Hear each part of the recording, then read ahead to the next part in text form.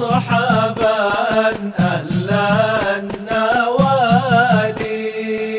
Ada satu firman yang tadi saya katakan, ketika direnungkan ini hati terenyuh. Allah sebutkan di dalam surat Al-Ma'un, kita semua hafal itu. Fawailul lil musallin, fawailul lil musallin alladzina hum an salatihim sahun. Kata wailun di situ litaubih, maknanya celaka. Makna kedua ismun nar. Wailun adalah satu nama neraka. Siapa yang celaka? Lil musallin. Kalau baca jangan berhenti di situ. Kita baca berhenti di situ, sadaqallahul azim, berdosa kalau tahu hukumnya. Kalau tidak tahu dimaafkan. Jadi kita baca ini hati-hati, lihat simbol dalam Al-Qur'an. Ada huruf lam kecil tuh. Di fawailul lil musallin ada huruf lam kecil. Apa maknanya itu? Adamul waqfi. Jangan berhenti di situ. Makna berhenti di situ, berhenti membaca Al-Qur'an. Bukan kita baca napasnya sampai di situ kemudian kita lanjut, bukan itu. Itu yang dimaksud oleh Sayyidina Ali bin Abi Thalib ketika ditanya tafsir Al-Qur'an, warattilil Qur'ana tartila, bacalah Al-Qur'an dengan tartil. Beliau mengatakan maknanya tajwidul huruf, ma'rifatul wukuf. Baca Al-Qur'an dengan tartil artinya memperbagus bacaan huruf dan mengetahui kapan berhenti membaca Al-Qur'an. Jadi lam itu artinya adamul waqfi, tidak boleh berhenti. Kenapa? Karena ketika kita berhenti maknanya keliru. Maknanya adalah fawailul lil musallin, celakalah orang-orang yang sholat. Maka yang sholat semuanya celaka. Padahal lanjutannya itu ada. Bukan orang-orang yang sholat celaka. Fawailul lil musallin alladzina hum an salatihim sahun. Ya, yang celaka mereka ini, mereka yang lalai dalam sholat mereka. Sahun.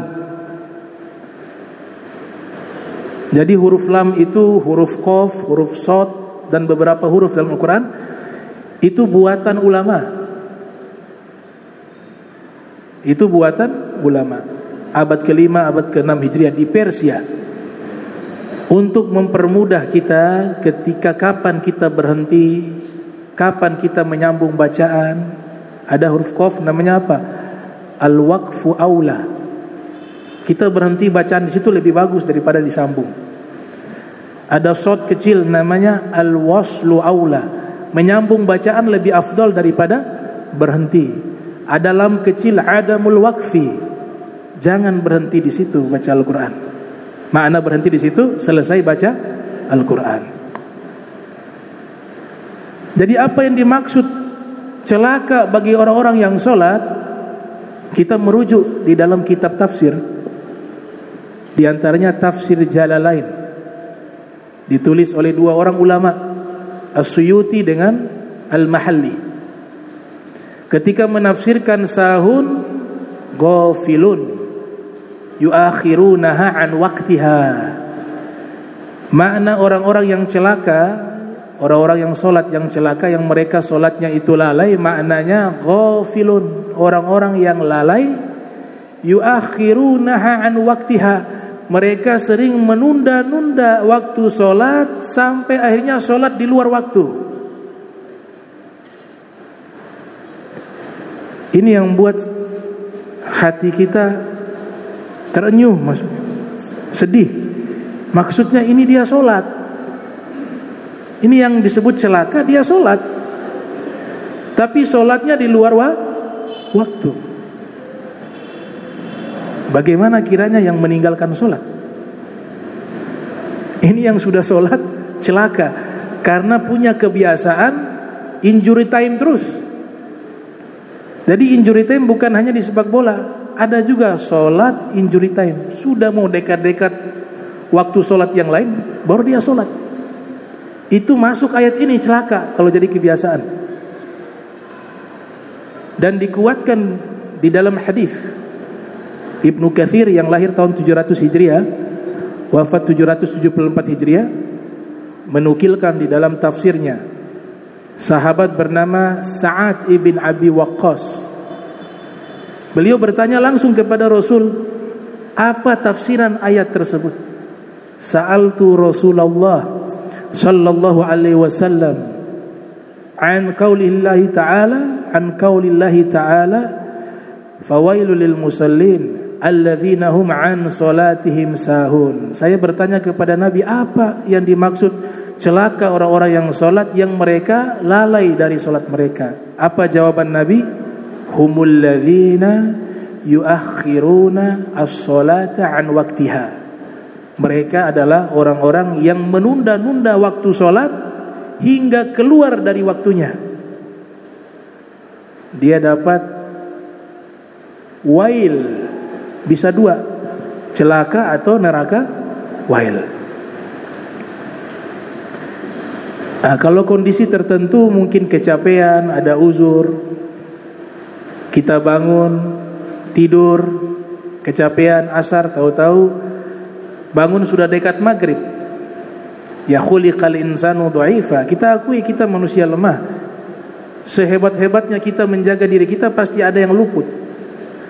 Tapi Allah Ta'ala pandai menilai hambanya, tahu mana yang sengaja, mana yang tidak sengaja, tahu. Gak bisa direkayasa. Tidak sengaja ketiduran, a'zarus sholati ithnani, ujur solat hanya dua. Uzur solat hanya dua. Yang pertama an-naum, yang kedua nisyan. An-naum artinya apa? Ketiduran, bukan tidur. Makanya ulama memakruhkan, kalau kita biasanya tunggu waktu subuh, tidur sedikit, biasanya bablas, bisa jadi haram. Jangan tidur berarti.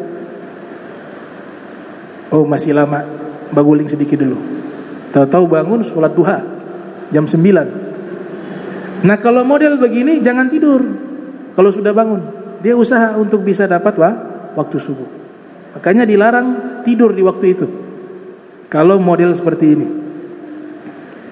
Nah kalau ketiduran beda, tidak sengaja ketiduran, asar belum dia lakukan, tahu-tahu bangun sudah dekat maghrib, dia buru-buru wudu, dia sholat.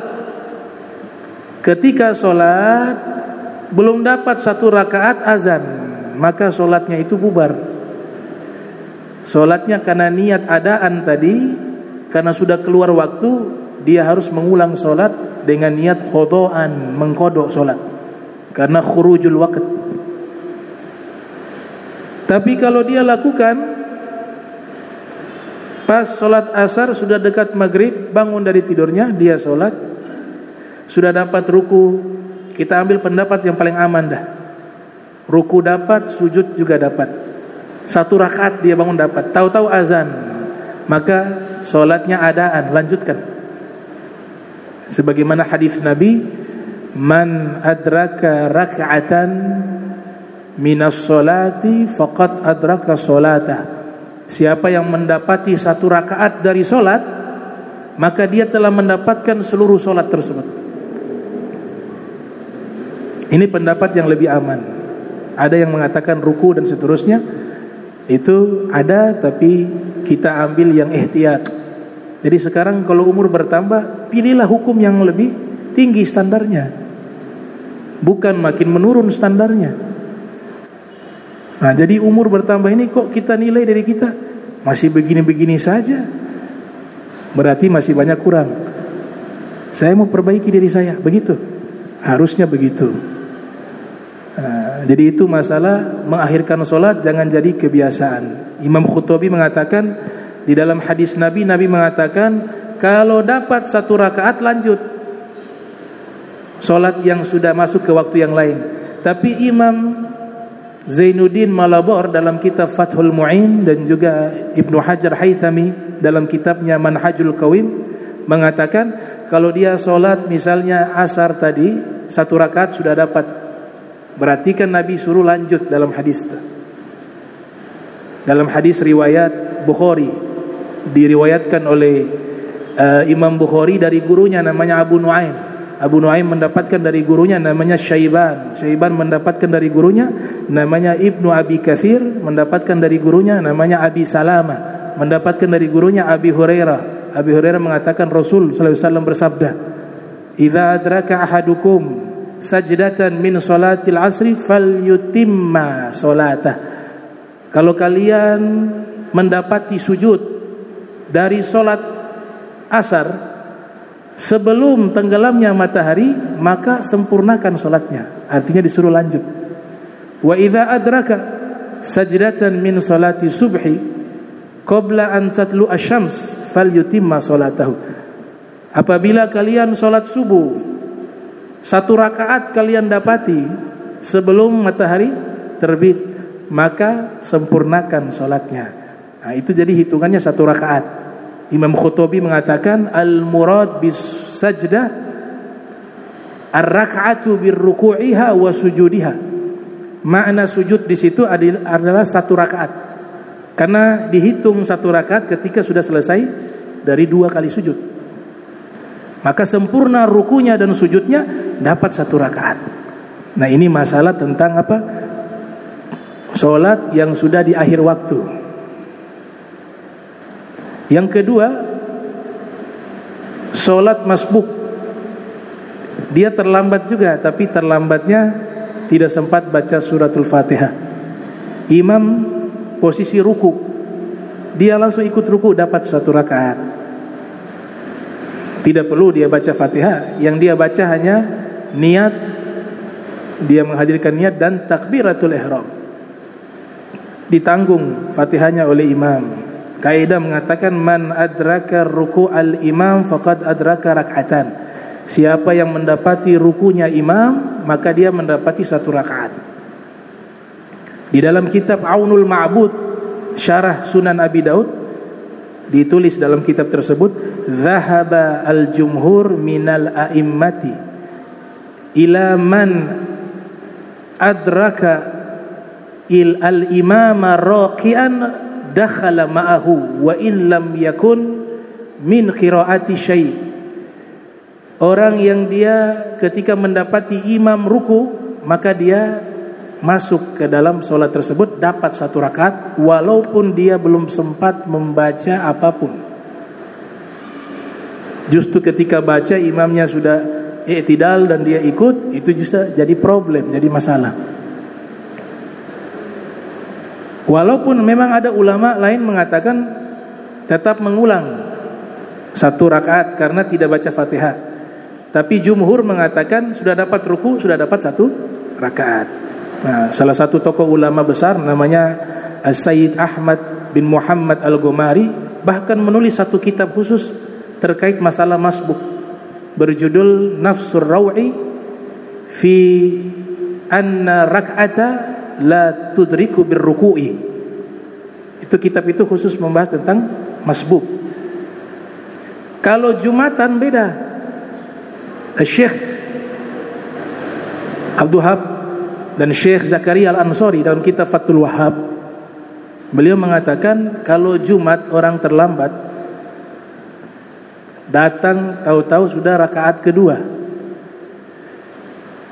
imamnya sudah selesai ruku, jadi standarnya hitungan ruku, sudah i'tidal, dia baru datang, maka dia nanti solatnya solat zuhur, tapi niatnya solat Jumat. Makanya ini yang unik di dalam fikih, dikatakan nawa wala sholla wala nawa. Mereka katakan begitu. Dia niat tapi tidak solat, dia solat tapi tidak niat. Maksudnya apa? Maksudnya dia niatnya tetap Jumat, tapi solatnya bukan solat Jumat, solat zuhur. Itu yang dikatakan niatnya dia niat ya solat, tapi dia tidak solat. Artinya tidak sesuai dengan niatnya. Nah sebaliknya juga, Dia sholat tapi tidak niat. Maknanya dia sholatnya sholat zuhur tapi niatnya sholat Jumat. Nah itu teka-teki di dalam fikih. Itu hanya terjadi di sholat Jumat.